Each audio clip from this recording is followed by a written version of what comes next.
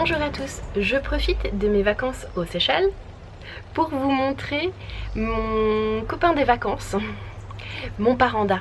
En fait, je vais vous montrer comment j'ai fabriqué mon paranda et comment je le noue dans mes cheveux, comment je l'utilise en fait. Le paranda, ça vient des coiffures indiennes et en général le paranda c'est fait à base de fil, de laine ou autre, c'est agrémenté de bijoux. La version que je vous propose aujourd'hui, c'est une version hyper facile à faire. Vous pouvez la réaliser à partir de vieux habits comme par exemple de vieux t-shirts. Je pense qu'un de ces quatre je ferai avec de la laine et j'y intégrerai aussi des perles et d'autres petits bijoux parce que en Inde c'est vraiment une parure. Dans mon cas, c'est surtout à vocation pratique et esthétique plage. Pour ce tutoriel, vous avez uniquement besoin de tissu et d'un ciseau. Le tissu, il faut vraiment qu'il soit de matière style t-shirt afin qu'il ne s'effiloche pas parce que sinon vous en aurez partout. Je vous montre par rapport à mes cheveux à la longueur de paranda que j'ai choisi.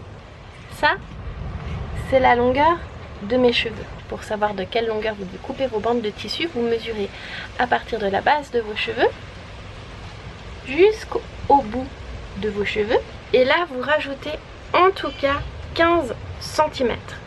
J'en ai rajouté un peu plus parce que j'aime bien avoir l'impression que c'est encore plus long. Une fois que vous connaissez la longueur, vous allez découper des doubles bandes.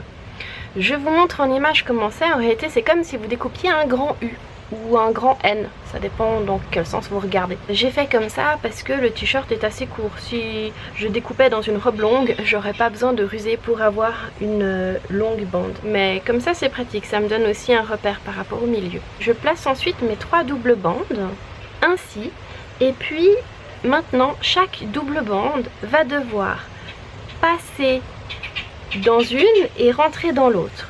C'est plus facile de vous l'expliquer visuellement qu'avec des mots. Heureusement, là pour l'exemple, j'ai pris 3 couleurs distinctes pour que vous puissiez exactement voir ce qu'il se passe.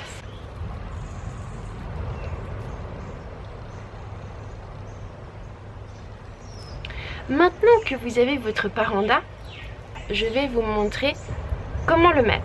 On place son paranda en faisant une tresse tout à fait banale, mais intégrant le paranda. Alors, je vous montre. Je place mon paranda comme ça au milieu avec une mèche de chaque côté et une mèche au centre. Je vais le mettre sous mes cheveux. Voilà. Je m'habille de mon paranda. En fait, je le place sur mes épaules, une mèche de chaque côté et une au centre, sous mes cheveux. Ensuite, je sépare mes cheveux comme pour faire une tresse. Hop, une mèche là. Une mèche là et une mèche au centre. Maintenant je prends mon paranda et je viens le placer sous ma mèche. Là j'ai l'autre et la troisième. Et maintenant je tresse. Hop.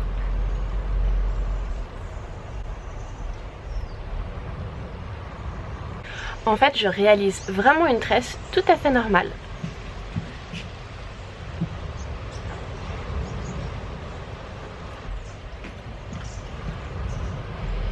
Je peux choisir d'afficher un peu plus mon paranda en tournant pour qu'il vienne sur le dessus, qu'il soit plus visible si j'ai envie.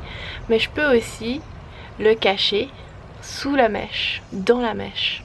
Il y a plein de techniques. Tresse toute simple. Il faudrait que j'achète le coiffeur parce que j'ai pas mal de fourches.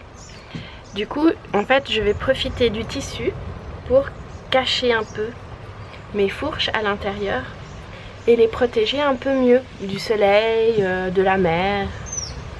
Quand j'ai une fin de mèche comme ça, j'essaie toujours de bien la coincer entre les deux morceaux de paranda, quitte à tourner le paranda, histoire de bien cacher la mèche. Je sais pas si c'est très clair, donc heureusement il y a les images. Vous pouvez faire un paranda finalement de la longueur que vous souhaitez. Il faut toujours qu'il soit quand même plus long que vos cheveux. parce qu'on termine en ne nouant plus que le paranda. La longueur sans cheveux dépend finalement de votre goût, mais il faut toujours qu'il y ait au moins 15 cm de plus que vos cheveux pour pouvoir terminer en faisant un nœud que de tissu. Après vous pouvez le faire beaucoup plus long si vous avez envie. C'est juste un peu plus lourd pour la tête à porter. Ok, donc quand on est arrivé au bout, moi j'aimerais faire un nœud ici maintenant.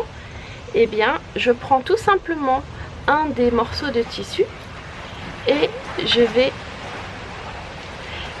en faire un nœud comme ça, tout simplement.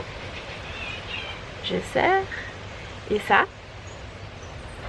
finit mon paranda, et comme ça il tient toute la journée s'il le faut.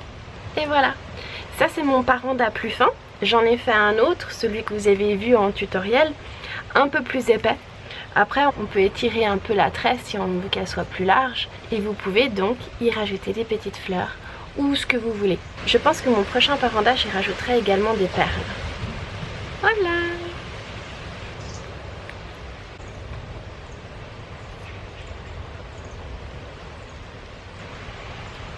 J'aime bien laisser sortir quelques mèches, je trouve un peu plus joli. Après, par moments, j'aime bien que tout soit pris parce que ça laisse bien les cheveux en dehors du visage pour aller à la plage et bronzer un peu. Enfin, bronzer, prendre des taches de rousseur dans mon cas. Certaines personnes préfèrent mettre le paranda les cheveux mouillés. Si vous mettez votre paranda les cheveux mouillés, eh bien, vous aurez des jolies petites boucles. Vous pouvez aussi mettre un peu d'huile dans vos cheveux, comme de l'huile de coco, avant de mettre le paranda. Le paranda a pour vocation de protéger, mais pourquoi pas soigner en même temps. Si vous avez envie, vous pouvez assortir le paranda à vos habits. Vous pouvez porter le paranda long, mais vous pouvez aussi le porter en chignon. Pour ce faire, il suffit d'enrouler la tresse de paranda sur elle-même et de la faire tenir avec une de ces petites baguettes à cheveux, dont j'ai oublié le nom officiel. Vous rentrez la baguette d'un côté, au milieu d'une tresse. Vous passez tout près du cuir chevelu en prenant plein de cheveux. Et vous ressortez de l'autre côté par une autre petite tresse. Je pense que ce tutoriel vous sert surtout pour le paranda, parce que pour faire la tresse et pour se faire un chignon avec la baguette, il y a plein de tutoriels sur internet. C'est super pratique pour les journées à la plage, et puis aussi simplement parce que c'est joli, et puis ça fait vraiment vacances. J'aime beaucoup. J'espère que ce petit tuto vous aura plu. Si c'est le cas, n'hésitez pas à me laisser un commentaire. Et puis moi, je vous dis à tout bientôt dans la prochaine vidéo.